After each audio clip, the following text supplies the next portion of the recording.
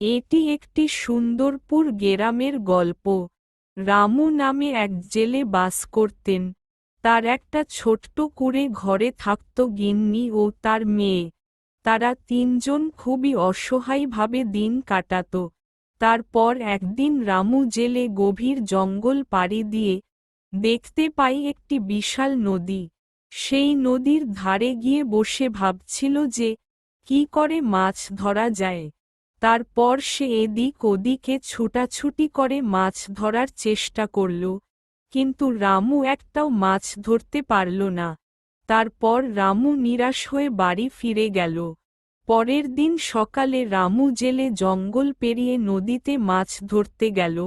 অনেকগুলো মাছ ধরে বাজারে বিক্রি করতে যাই।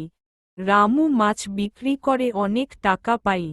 তারপর কুঁড়ে ঘর থেকে বড় বাড়ি তৈরি করে আর সুখে সংসার করতে থাকে।